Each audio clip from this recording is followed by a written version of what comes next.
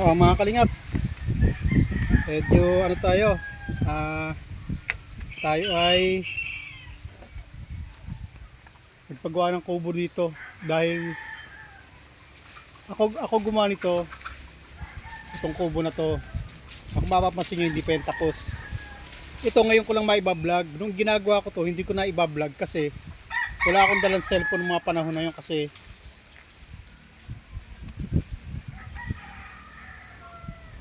ang pakay kong pumunta sa bundok. Hindi ko akalain na meron palang doon ka sa bundok walang signal. Sayang ang data kung bibili ka ng data. At hindi natin sigurado. Kaya nung bumalik ako ngayon, ito na. Ito ay makikita nyo na ginagawa ko na to. Ginawa ko to nakaraan linggo ngayon. Kanina ginawa ko to ulit. At nilagyan ko ng bubong. Ayan. May live ako doon kanina. Hindi natapos kasi P15 na pala yung ano ko, yung battery. Ngayon, ipakikita ko sa inyo ang kalagayan ng lupa namin dito. Ito yung lupa na naman ako sa mama ko. 200 square meters to. Bali 800 square meters to. Kaso lang apat kami naghati-hati magkakapatid. Kaya 200 lang sa akin. Pero ito, dahil karugtong naman to ng lupa ng mga kapatid ko, magkakarugtong kami, kung alin ang kaya ko linisan, lilinisan ko. Yung hindi ko abutin, bahala na sila maglinis. Pero itong pwestong nakuha ko na parte ko ay naging tapunan ng basura. Mamaya i-check natin yan. Magsisindi muna tayo ng alikan mo dito, sisindi tayo ng ano kasi marami lamok. Yan. Ito kung nakikita nyo, yan, may bakod ng kapitbahay. Yan ang hangganan ng lupa. Yan. Pero dito sa mga ito walang bakod, kaya babakura natin yan. Ito, sisindi muna tayo ng ito ano ng nyog, yung pinagbunutan ng nyog. Gagawin nating parang katol. Yan, magsisiga tayo para malesin lamok. Yan, sisindi na yan. Mamaya pausukin natin yan. Kape muna tayo. Pakikita ko sa inyo ang kalagayan ng lupa ng mama ko na namanan niya sa lolo ko at binamaan naman sa amin. Ito yung sinasabi ko sa mga live ko na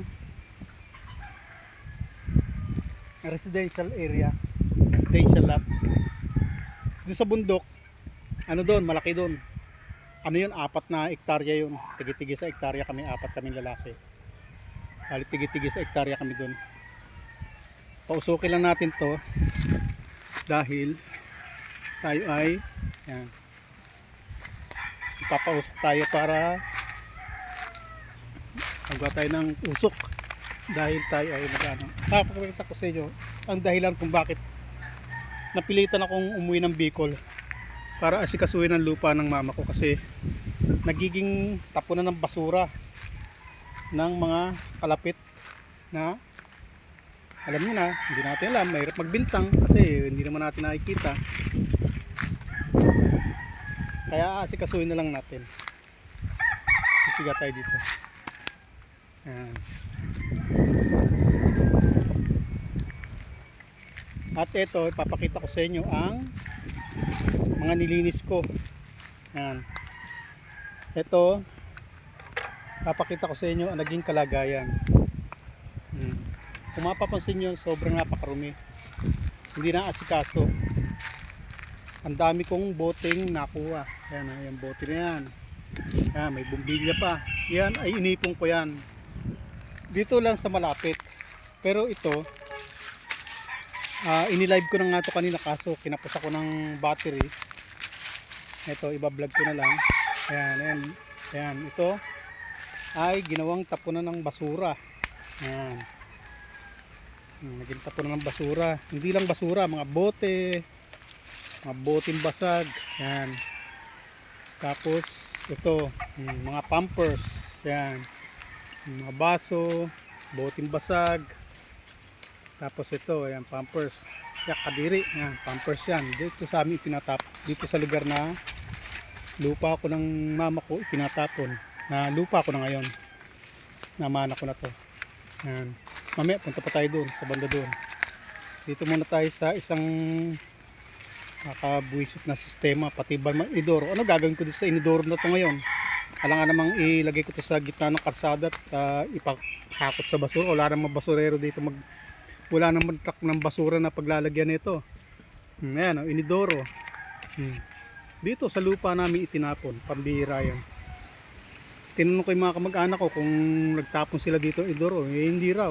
Wala naman silang pinapaltang inidoro. Alam natin kasang galing yan. Ito, may mga pinagbuntang pananyog. Ayan, ito. Ito ang kalagayan ng lupa ng mama ko na minana namin. So, residential area to. Ayan, mabuti basag. Ayan. Ito ang dahilan kaya nagpunta ako sa Bicol para asikasuhin ang lupa na napabayaan ng matagal na panahon. Dati kasi nag-aasikaso to, yung kuya ko namatay na 4 years ago. O 3 years ago na yata. Yan. Ito, basura. Yan. Bago pa yata ang tapon yan. Ito. Mabasag na mag. Yun, mga bote. Bobote pa tayo dito. Matitibo pa tayo dito. Yan, mabasag na bote. Basag na bote yan. Ganito. Ayan, ginawang tapunan ng basura talaga. Ayan, ayan, basag na bote. Nakatingala pa. Pwedeng matapakan yan. Kaya meron ditong nyog na hindi masungkit-sungkit. Ayun, kung napapansin nyo, dami ng bunga. Hindi masungkit kasi pag nanunungkit ang pinsan ko dito, ayan, basura. Paano siya makasungkit? Mabubote pa siya. Ito, tanggal natin ito. Baka makabote pa to. Ayan, mabote pa ako to. Ako mabubotin to. Pati ba naman mga ganyan. Dito pa pinagtatapon. Kaya napilitan akong manirahan muna dito. Ako, delikado. Dapat nakabota ako nito. Kaya ako ay napilitang umuwi dito sa Bicol para asikasuhin tong lupa ng mama ko. Kasi ano mangyayari dito? Wala na, abandonado na. Ganito na to habang buhay. Gagawin tapunan ng basura to. Gagawin landfill to. Ito, nagsiga na ako dito ng mga basurang nakuha ko nung una. Kasi nagpagawa nga ako ng kubo-kubo. Ayan ang ginagawa kong kubo.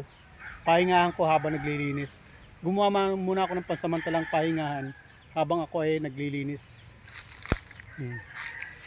Pangit mo kasi ito. Ito na. Munti ko na matapakan. Kung hindi ko nakita, matatapakan ko yan. Ayan. Ang daming boting basag. Pambihira yan. Kaya ito ang dahilan kaya sa mga kalaban ko sa social media, yung mga anti-kalingap, paano yan, pasensya na muna kayo, magiging busy ako. Makira niya po. Makiraan tayo at baka meron tayo masagi. Yan, mga bag na sira, basag. Yan. Yan ang asikasin ko, mga boting basag. Yan. Yan ang asikasuhin ko. Dahil kung hindi ko asikasuhin, lalong lalala yung sistema na yan. Baka susunod mas malala pa dito ang tatnang ko. Kaya hindi ko na pwedeng palampasin. Ito, may mga lata. Pwedeng makasugat ito. Lata ng Rino. Nakita nyo, yung bote. Basag na bote, nakatingala pa. Yan, ito pa. Muntik pong matapakan tuloy. Yan, kita nyo mga basag na bote. Anak ng wetting naman. Pambira naman. Kaya ito ang dahilan kaya ako ay mapipilitan na dito manirahan. Kasi stable naman ang pamilya ko na doon. Kagagaling ko nga lang doon kahapon. May inaskaso din ako doon. Ito pa. Yan. Ano natin yan, bago natin sunugin yan ay hanapin natin. Bago natin linisin ay muna natin, pipiliin muna natin mga bote. Ayan. Wala kasing bakod. Yan, kaya nakapasok sila at nakapagtapon. Yan kasi hangganan yung puno na yan. Pasok pa sa amin yan. Saka yung buko na yan. Puno ng buko na yan. Amin pa yan. Akin pa yan. Bali akin na kasi akin na to eh. Mana ko to sa mama ko eh. May sa mga kapatid ko doon sa banda doon. Ito ang sa akin. Susukat ako ng 200 square meters dyan. Dahil kasi 800 meters yan. Apat kami sa 800 to 200 square meters. At ito ang napili ko. Ang gusto kasi ng mga kapatid ko, doon sila sa bungad, sa malapit sa kalsada. Ako naman dito sa dulo ng lupa, ayun, hangganan may bako doon. Ito naman ang hangganan. May bako naman dito. Yan. Yan ang hangganan. May bakod dyan. Buti nagbakod sila. At tapos dito sa banda rito ay ayan, dadamuhan ko pa to. Hindi naman tinapunan ng basura pero daanan to ng tao kasi ginagawa ng shortcutan papunta sa kabilang karsada. Kaya yung puno ng nyug na yan diretso niya hanggang dun. Kaya babakuran ko yan. Kaya ang dami kong trabaho. Kaya kayo mga antay-kalingap, pasensya na muna kayo ha. Wala naman tayo ribat-ribata na. Okay, Buwan TV, pasensya ka na ha. Kasi kung maglalaban naman tayo, wala ka namang gagawin kundi bumalik sa paulit-ulit lang. Naghahamon ka ng debate, gusto mo ng debate. Pagdating naman ng oras na may pag-uusapan tayo, ibabalik mo sa kahapong lumipas na. Paulit-ulit na lang tayo. Kaya mas mabuti pa, tigilan na natin yan. Kung gusto mo, panalo ka na, sige, panalo ka na. Pero dito ako sa amin. At pagpapatuloy ko ang paggawa ng kubo. Yan. Maliit na kubo ni Papa Rico. Yan. Sa mga susunod na araw, ibablog ko to. Ayan. Sige ako nagpausok ko para malesen ang lamok. Kita nyo na ang dahilan ng pagpunta ko sa Bicol. Hindi ko alam kung makakapag-vlog ako doon sa taas. Malamang mag-vlog ako doon pero upload video lang. Hindi ako pwede mag-live doon. Dito pwede ako mag-live. Baka bukas makapag-live ako dito habang naggagawa. Kasi bukas pupunta ako ng bundok, mangunguha ko ng kawayan, ididingding ko dito sa mga ito. Pandingding. Yan. Didingdingan ko yan. At ito, yan. Ito mga ganitong kawayan kukunin ko. Ito itinayo ko lang yan. Ito. Dingding na yan. Ido-double wall ko to kaya ganyan yan. Kasi butas-butas, di ba? Kailangan double wall siya. Lalagyan ko po siya ng kawayan dito. Yan. Double. Lalagyan ko pa yan dyan. Di ba may kawayan na? Lalagyan ko siya ng ganyan. Yan. Dodobling ko yan. Para yung mga butas-butas na yan ay matatakpan. Yan. Magiging doble yan. Ganyan yan. Dodobling ko yan. Yan. Kaya yan ang tinatawag na double wall. Kasi di ba butas-butas. So pag dinoble ko yan, hindi na makikita yung butas na yan. Di ba? Yan. Ganyan gagawin ko. Ito yung sinasabi ko sa inyo na sa pinsang ko may kasosyo raw na nag-alaga ng manok na imported. Ayan, ginawa. Gumawa sila dyan. Ayan, na hanggang sa masira na lang yan. Kanila yan. Yan ang gusto kong matanggal. Hahayaan nating masira hanggang sa bumagsak. Pag bumagsak na yan, wala na silang habol. Sira na eh. Hindi na nila pwede itayo yan kasi lupa namin to eh. Pinayagan ng pinsan ko, may kasosyo, nagtayo dyan. Halagaan daw ng manok na imported. Ayun, nalugi yata. Ayan. Pero bulok na yan. Pag bumagsak yan, wash out na yan, hindi nila pwedeng itayo ulit. No, nagawa nila yung kasi wala kami rito. Wala kaming alam dyan. Sila nag-usap. Ngayon, hindi na po pwede yan. Tatanggalin ko yan. Hindi ko naman tatanggalin. Yung maantay nating bumagsak. Pag bumagsak na, sira na. Kasi hindi naman lang pwedeng ayusin na yun eh. Kasi pag inaayos pa nila yan, ibig sabihin, hindi na po pwede. Ibang usapan na yan. Kaya yan, nahantayin lang mabulok yan. Hanggang sa tuloy hindi na pakinabangan. Tsaka lang matatanggal yan. Kasi ginasusan din naman nila yan eh. 10,000 daw na gastos dyan. Pero kung tutusin, wala silang karapatang magtayo dyan kasi hindi naman kanila yan. Kaya pagka na yan, nagiba yan, wala na, hindi nila pwedeng tayuan ulit. Tsaka isa pa, nalugi na sila. Paano mga kalingap?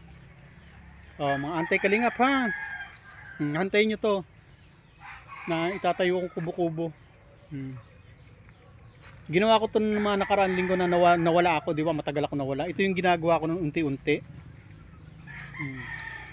Kasi dun, kailan ko lang ginawa ito? Kasi dun ako naglagay sa bundok, walang signal doon. Kaya hindi ako nakakapag-vlog. Ito, dito pwede ako mag-vlog dito kasi may signal dito. Doon sa ano, wala. Pwedeng mag-vlog pero mag-upload din ako dito. Eh bukas titingnan ko kung makakapag-vlog tayo doon. Ha? Kasi doon di tayo pwede mag-live, walang signal doon. Data, mahina naman. Eh dito kahit pa paano, pwede akong mag-upload, pwede akong mag-video, tapos i-upload ko. Mapapanood ninyo. Ayan. Ngayon, sa mga susunod na araw at mga susunod pang panahon, dito nyo ako makikita sa Bicol, dito sa lupa ng mama ko, lupa ng lolo ko, at yung mga namana namin sa lolo ko na pinamana sa mama ko na namana naman namin doon sa bundok. Makikita nyo rin ako, magbablog ako doon pag may pagkakataon. Paano mga kalingap, babay na muna.